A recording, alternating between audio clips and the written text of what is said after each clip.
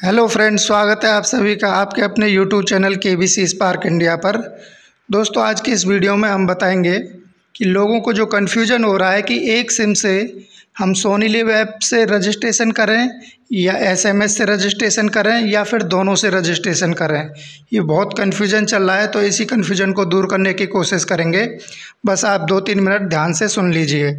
ज़्यादातर लोगों के दिमाग में दो कन्फ्यूजन है।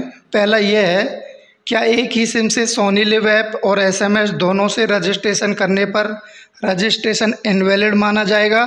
और दूसरा कन्फ्यूजन है, क्या एक ही सिम से सोनी लिव ऐप और एसएमएस दोनों से रजिस्ट्रेशन करने पर किसी को आईवीआर कॉल आएगी या नहीं आएगी। तो मैं आपको बता दूं कि केबीसी का रूल ये कहता है कि first valid entry will be considered, यानी यदि आप रजिस्ट्रेशन में पहली एंट्री सही कर देते हैं तो उसको सही माना जाएगा। मान लीजिए आपके पास एक ही सिम है और आप सोनी लिव ऐप से रजिस्ट्रेशन कर रहे हैं। पहले आपने सोनी लिव ऐप से रजिस्ट्रेशन कर दिया तो इसका मतलब है कि आपका रजिस्ट्रेशन वैलिड माना जाएगा और वैलिड एंट्री के लिए आईवीआर कॉल ज़रूर आएगी यदि आपका रैंडमली सिलेक्शन हो जाता है तो। अब यदि उसी क्वेश्चन के लिए उसी सिम से आप एसएमएस से रजिस्ट्रेशन करते हैं और आपके हिसाब से मान लीजिए वो इनवैलिड हो जाता है तो कोई दिक्कत नहीं है। हमारी जो सोनी लिव ऐप में वैलिड एंट्री हुई है उसके लिए कॉल ज़रूर आएगा। दूसरी बात यह है कि मान लीजिए एक सिम से आप पहले एसएमएस से रजिस्ट्रेशन करते हैं, सही फॉर्मेट से करते हैं, सही आंसर के साथ करते हैं तो आपकी एंट्री वैलिड मानी जाएगी। और वैलिड एंट्री के लिए यदि आप सेलेक्ट होते हैं रैंडमली तो आपको आईवीआर कॉल ज़रूर आएगी।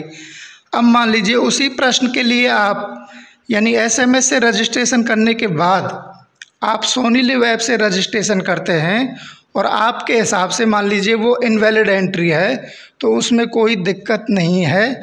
आपने पहले ही एसएमएस से वैलिड एंट्री कर ली है जिसके लिए आपको आईवीआर कॉल आ सकती है।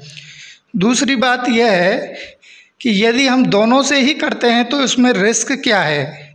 रिस्क ये है कि मान लीजिए आपने सोनी लिव ऐप से कर दिया, वैलिड एंट्री हो गई आपकी और फिर एसएमएस से आप रजिस्ट्रेशन कर रहे हैं उसी सिम से तो आपको 3 रुपये की रिस्क है, मात्र 3 रुपये की। यानी अगर वो इनवैलिड भी माना जाता है तो आपके 3 रुपये जो एसएमएस के कटते हैं सिर्फ वही कटेंगे।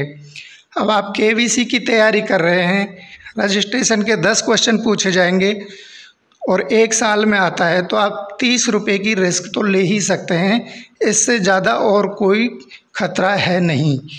तो मुझे उम्मीद है कि अब आपको समझ में आ गया होगा कि क्या करना है और कैसे रजिस्ट्रेशन करना है। आज 16 मई है और आज से आईवीआर कॉल आने शुरू हो जाएंगी और फ़ोन कॉल पर जो पूछे जाने वाले क्वेश्चन हैं उसकी भी एक नई वीडियो हम डाल देंगे। सभी के लिए बहुत बहुत धन्यवाद और बेस्ट ऑफ लक।